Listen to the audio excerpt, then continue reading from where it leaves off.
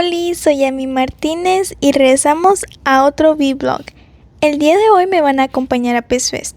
Muchos se preguntan, ¿qué es Bizfest? Bueno, Bizfest es una competencia de 4 días. Durante estos 4 días vamos a conocer a personas que tuvieron un sueño, igual que nuestros padres que vinieron a este país buscando una mejor vida y lucharon por sus metas. También nos van a enseñar todo lo que se necesita para emprender un negocio, los sacrificios que hicieron, sus experiencias como inmigrantes y los retos que tuvieron que enfrentar. Fitness for me has been my salvation in more than one way. I grew up in a very small village in Guatemala. It wasn't an easy childhood for me. I became a mother at a very young age. I had a son. In Guatemala, there's no future for someone in our position. So I talked to my mother. I said, I need to go and find a better future for all of us. I remember his little face just waving goodbye, not knowing that he wasn't going to see me for 12 years. Left Guatemala. That journey was 2,300 miles on top of a train. Made it to the border. That's where the real journey started. I am very proud of my mom for taking that leap of faith, for putting herself in harm's way at that age, and really changing just all of our destinies. I didn't start even working out until I was 35 years old. I just went and joined the gym one day. I started seeing changes in my body that I was like, wow, I didn't know that I had this, It was kind of neat. More than anything, it's what it did for me internally. I always believe that you gotta be fit from inside out. I got my pro card in the States, and it was wonderful. I'm excited, super hype, wow, I'm a pro now, right? And so I had my first international pro show in Spain, and I came back and just to learn that I had cancer. I was scared, and I was angry. I would say she was probably in her prime of competing at that time. I mean, it was pretty devastating for her. Went through treatments, went through a few surgeries. She really didn't think she was going to be able to compete again. I think with the cancer, it has definitely motivated her to do shows later in life. I came back. In 2015, I came back, and I came back stronger than before. It's more to show other people that it doesn't matter what you've gone through, you can still accomplish what you want to in life. I was the first from my country to be at a professional level in bodybuilding. That's been such a rewarding opportunity. She has probably done more than what they've ever thought she would have done, and that keeps her going.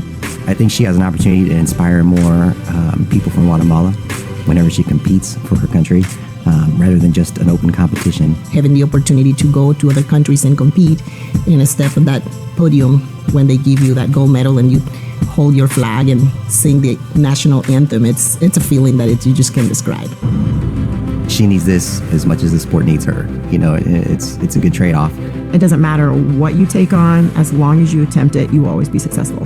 You can't fail unless you don't try. How much she's accomplished in her life, all things considered, I just think it's simply amazing. I'm gonna do this for a purpose. I'm gonna do this to help others. I'm gonna do this to tell those women out there that it doesn't matter how old you are, what journey you have to be on, you can do it. When I look in this room, I just don't see students. I see stories, I see courage, I see dreams that started long before you were born, because you are the result of your parents' dream. However they came here, you were born here maybe, but they came here with a dream, and you were part of that dream even before you knew it. Many of you come from families who cross borders, change languages, work long hours, and sacrifice comfort so you could have opportunities that you never had. Today, I want to talk to you about 4 things that will shape your future forever: family, community, resilience, and most important, honoring your roots. Because your story, your background, is not a weakness. It's your superpower that makes us more powerful than you know. I fail every day. Yo llego a fallar todos los días. Pierdo dinero, no nomás gano. Así es. It's like that. It's not perfect. I work with schools, businesses, corporate companies, and city leaders. How? All from staying consistent and staying curious, which is what you guys are currently doing here. So again, Viva Promo Print, promote your brand, promote your success. I started it in 2019, currently 22. So again, for those who speak Spanish, Viva means to live. So I'm big on that, right? Living your life. So Viva en KC, we don't have a program. Okay, hi everybody, good morning, buenos días. Buenos días. I guess it's not días anymore, it's tardes. Buenas tardes, good afternoon. How's everybody doing? How are you guys feeling? Are you excited to be here? Yes, well we are excited to be here to talk to you guys a little bit about Raul's business and how he has been able to grow what he is doing for the community. But before we do that, I used to work at Channel 5, and a long time ago I used to tell people, if you saw me on the news, raise your hand. You guys were probably not even born when I was on the news. So I worked here at Channel 5 from 2000 until 2014. I grew up here in Kansas City, Kansas. I went to J.C. Hart. I helped many Latinos buy a home. I have a team of 5, and they're bilingual, and they're able to assist families in getting a home. Excited, you guys, to introduce you to Raul Villegas, known as El Padrino. We're gonna start with a video, and then I'll introduce him, and you're gonna learn more about his business, how he got started, and some inspiring words from Raul Villegas, okay? We'll start with the video. En México no te rajes es un hábito, no solo un grito.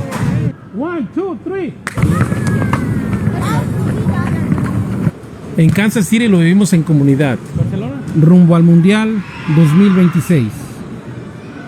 So, when I remember when I was 8 years old, we were in Mexico City. That's where I was born with my family, my dad. And then my dad came to this country when I was probably 9 years old. So it was three brothers and one sister that would stay with the abuelita to take care of us.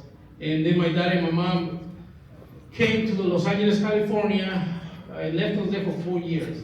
I see it as a big, big step on them of some of the success that we had as a family, because they risked all to come to this country, not knowing the language, not having a job, and coming to a country that they don't know, and having the uncertainty of not having a home to live in, but still they say, we're gonna take the journey for you guys, so you guys can have a better life. And until this moment, I appreciate that from them. And then 3 years later, they came to get us, and then that's where the journey in the United States started with me. I remember, and I was like, Sandra knows that I'm very honest. I remember crossing the border when I was 11 years old. I remember going through Tijuana. That's where I remember there was a beach there, and then I see the big border, and then my dad, with other people, they helped us cross the border. Walked like 2.5 hours, and they put us in a car, drove 2 hours up to Los Angeles. And it was a scary thing because never seen big buildings, never been able to see like the structure that especially LA has a big structure, and different languages, starting to listen to other people and not understanding. And it was a scary thing for that time. They go in and roll us in I remember that for me was, well, at that time it was junior high. I don't know what's now. Junior high. Yeah, junior high. So you go into a school where you don't speak the language. The only thing that I understood in all my 6 classes was math, because the numbers doesn't change. That's universal. So it was that's when I started getting familiar. But, and I appreciate that, Raul. You sharing, those intimate details of your struggles, your family, the chance that they took to come to the United States, because there are so many immigrantes that are doing the same thing still today, right? Risking it all to come to the United States to build a better future for their families. And so I think that's so inspiring that you tell them and show them where you started to where you are, because I hope that inspires you, especially those of you Latinos who share that same journey of migrating to the United States, that if Raul can do it, you can do it too, right? That you can learn the language and grow your business. Yes.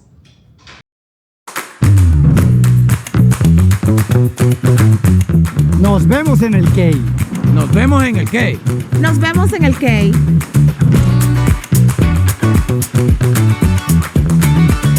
Nos vemos en el K. Nos vemos en el K. Nos vemos en el K. Nos vemos en el K. Nos vemos en el K. Esta temporada, nos vemos en el K.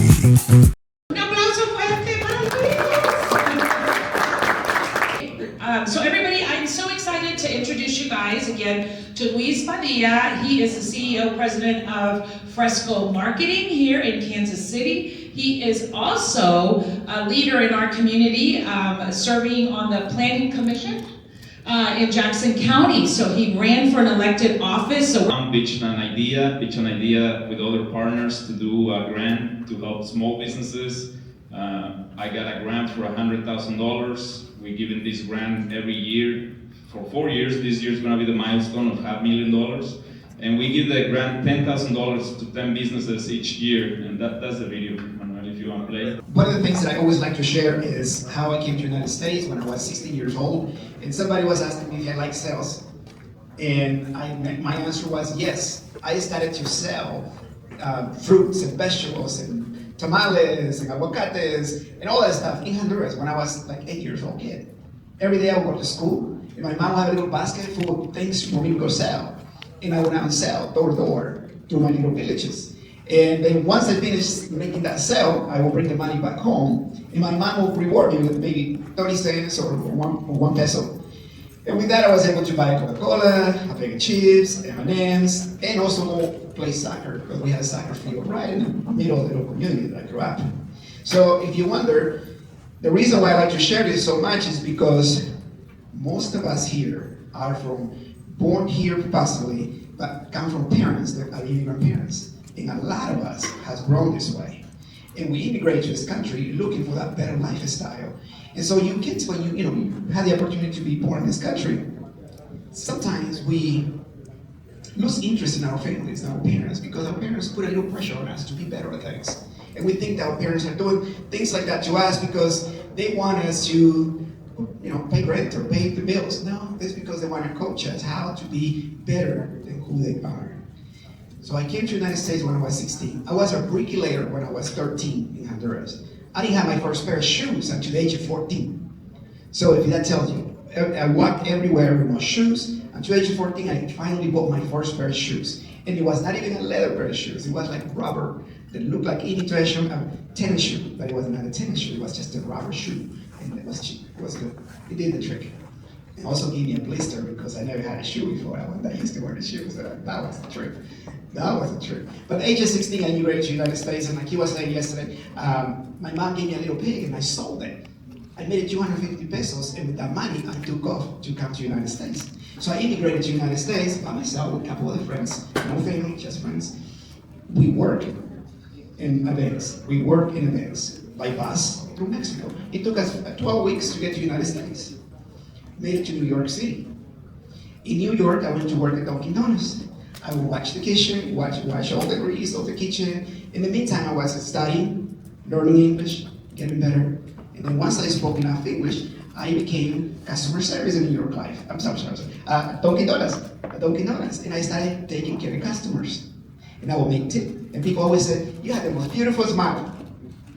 And I got tip. I would get 50 cents, $1, just to make a coffee, just for smiling. So the power of a smile is just crazy. People will give you money, just make a coffee, give them a donut, and pay for it, and then here's $1. Why? Because I said, yes. Okay, so did that. Then I moved to Kansas City in 1998. And my wife got married. We dated for a whole 90 days, and then we got married. We've been married 27 years, got 2 daughters. I'm very, very happy to be here. Like you said, my name is Vania Soto, the artist. And I'm also an entrepreneur. And one of my biggest journeys in life that I've discovered is to teach everyone, hi Eric, to teach everyone that being an artist is being an entrepreneur. So if you are selling, if you're wanting to sell any of your artwork, you're an entrepreneur. So I'm always like trying to switch people's mind as artists are products. Art is products. So like your name, your signature, anytime you finish doing a painting or a drawing and you put your name on it, that's your brand. The name, your name, if you sign it, that is your brand. So think of anything that you can create with your own two hands as products for your small entrepreneurship business. Okay. My name is Jorge Flores, born and raised here in Kansas City, Kansas. I went to Jimmy Pearson Elementary School, then I went to Central Middle School, and then I graduated from Minot High School. My journey's been interesting. So I'm 33 years old, and my goal for you guys is to see the possibilities that are out there for you.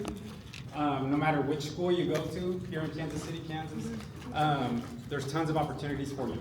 When I tell you, I didn't really know what I wanted to do when I was growing up. I knew I had inspirations. I wanted to be a police officer because a lot of the things that I saw in my community growing up in the neighborhoods, a lot of crime. So I've always been a person that whenever I see something or I see a problem, I kind of want to be part of the solution.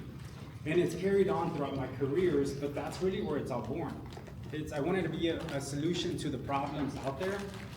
And so that's how I got into policing, but I really didn't know, right? So I would rather that if you guys are going to go to college, which I hope you are, because I truly believe in higher education, because higher education is something that no one can ever take from you. They may fire you from a job, you may lose a job, you may go into business, you may lose your business, you will fail, succeed in life, go up and down, but education is one thing that no one can ever take from you. So although we have a lot of entrepreneurs here that are aspiring entrepreneurs, or maybe you're already an entrepreneur, still pursue higher education if you can. 100% pursue it, because it's something that no one can take from you, and you may need to go and pursue a career job, what we call like a W-2 job. You may need that. And at least you have the education to say, yeah, I did, because education in general is commitment. What employers are looking for is commitment, that this person actually took the time to go to school, focus on school, and obtain their degree. And so they look at that as, okay, you are committed. Para mí, yo soy emprendedor por una sola cosa, porque es el tiempo. El tiempo es más importante que el dinero. El dinero hoy lo pierdo, mañana lo gano, o lo duplico. O no, hoy no gano nada, mañana hago el triple. El tiempo, minuto que pierdo aquí, ya no lo recupero. Entonces yo aquí estoy dando lo más importante. Oh, wait, yeah. We gotta get everybody in there. Whoop, whoop.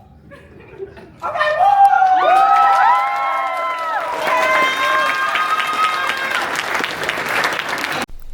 Muchas gracias por acompañarme en estos 4 días aquí en Bizfest. Fue una experiencia muy bonita y muy emocionante experimentar.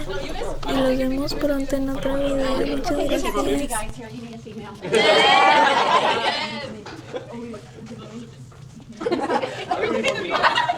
All right, ladies.